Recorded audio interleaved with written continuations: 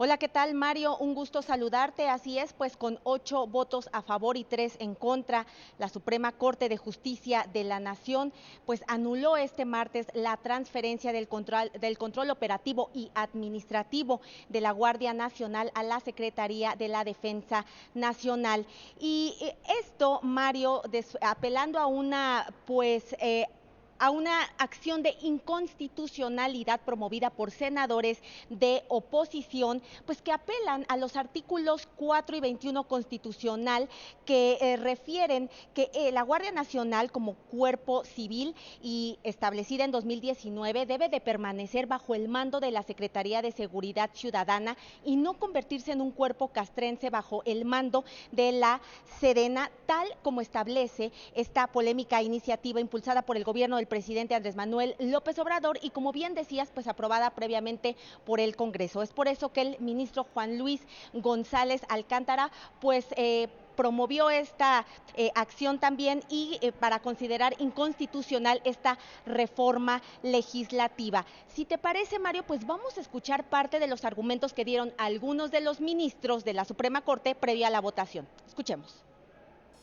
Y por eso es importante defender que el control operativo y administrativo no es al ejército. La Guardia Nacional no forma parte de la Fuerza Armada Permanente. Es una institución de carácter civil cuyo control operativo y administrativo en este momento está en la Secretaría de la Defensa Nacional. El Estado mexicano ya ha sido condenado por la Corte Interamericana de Derechos Humanos por violaciones graves a los derechos humanos cometidas por miembros del Ejército mientras realizaban tareas de seguridad pública. Mario, ¿qué se espera que suceda después de esta anulación de la transferencia de la Guardia Nacional a la Sedena? Más temprano platicamos con Diego Valadez, abogado constitucionalista, y esto nos comentó. Escuchemos.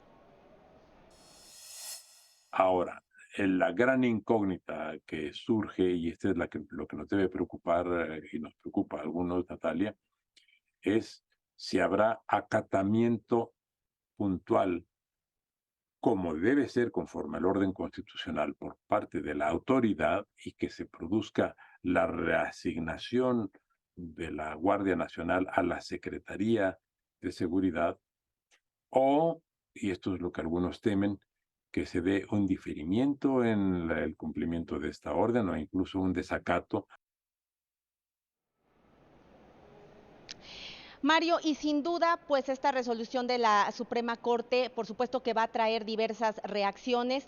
Ya hay algunas por ahí, por ejemplo, la del Centro PROD, pues que aplaude esta resolución por parte del máximo tribunal. Además, decirte que esto, Mario, se da en un contexto en el que pues se investiga también a integrantes de la Guardia Nacional quienes presuntamente habrían disparado contra una familia y al menos dos personas murieron en el estado de Tamaulipas. Mario. Bien, bueno, preocupa que el constitucionalista Diego Valadez hable de un posible desacato. Bueno, creo que eso entraría ya en el terreno de la especulación incluso, pero es uno de los escenarios que podrían plantearse en todo caso. Muchas gracias, Natalia Cano, con este reporte. Vamos a seguir con el tema precisamente para analizar esta decisión importante de la Suprema Corte. Le doy la bienvenida al senador del Grupo Parlamentario Plural, senador independiente Emilio Álvarez y Casa. Emilio, gracias por estar con nosotros, senador. A ver, tu primera impresión de lo resuelto esta tarde por la Suprema Corte de Justicia. Mario, un abrazo y por tu conducto al auditorio de CNN en español. Mira, en estos 2 días, la Suprema Corte de Justicia de la Nación de México resolvió 2 temas fundamentales. El primero, el día de hoy, donde se resuelve que es inconstitucional el paso de la Guardia Nacional a la Secretaría de Defensa Nacional, el Ejército Mexicano. Y la segunda fue también de enorme trascendencia, declarar inconstitucional cuando el Ejército realiza labores de espionaje o de investigación sin control judicial. ¿Por qué son importantes? En el caso de la Guardia Nacional hacia la Sedena, porque el texto de la Constitución así lo prohibía. De hecho, cuando se discutió aquí en el Senado, se les dijo que eso era inconstitucional. Me parece muy importante que la Suprema Corte de la Justicia de la Nación sea garante de lo que dice la Constitución. Segundo, mensaje muy valioso al presidente de que aunque tenga mayorías simples, no tiene mayorías constitucionales y no puede hacer lo que él quiera si no construye acuerdos para respetar la Constitución. Tercero, es un freno a la militarización de este país que tanto preocupa y amenaza a la democracia. Estamos en esta semana, Mario, como tú bien dices, en lugar de discutir la agenda de la paz en México, estamos discutiendo los viajes costosos como de Marajá, del general secretario. Estamos discutiendo los abusos otra vez en Nuevo Laredo, donde la Guardia Nacional mató a un adulto mayor, a una joven embarazada y murió su bebé de 8 meses. Y casos que tienen que ver con situaciones muy dramáticas de la militarización, como por ejemplo en la estación migratoria de Juárez, que murieron 40 personas porque un contraalmirante dio la orden de que no se abriera, Mario. Yo agregaría, Emilio, también el caso de espionaje que está planteando una organización no gubernamental dedicada a los derechos humanos, que es Miguel Agustín Pro Juárez, que ha denunciado el día de hoy precisamente ser sujeto a espionaje por parte del Estado mexicano. Así que es otro tema delicado. Pero sí me gustaría separar un poco las cosas. Son de la misma materia, digámoslo así, pero una, la de las escuchas o de las interferencias telefónicas del Ejército o de la Secretaría de Defensa Nacional, vienen de una ley anterior, del 2016, que es la seguridad interior de la administración anterior. De ahí viene esa parte de la posibilidad de que la Secretaría de Defensa Nacional utilice inteligencia sin orden de un juez.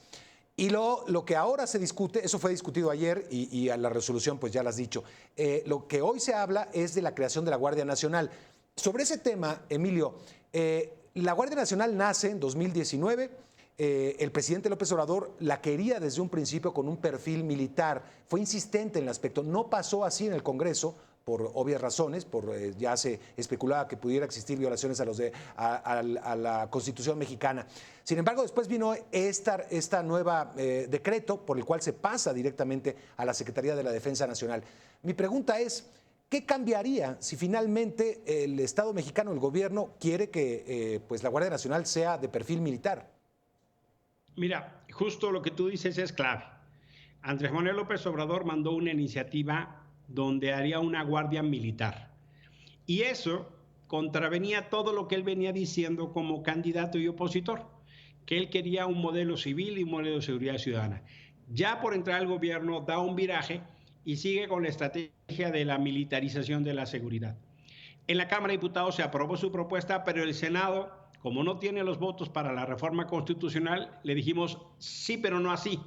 Sí queremos una Guardia Nacional, sí queremos mejorar la seguridad de la población, pero queremos una policía civil, una policía que se ayude a la seguridad ciudadana. ¿Por qué?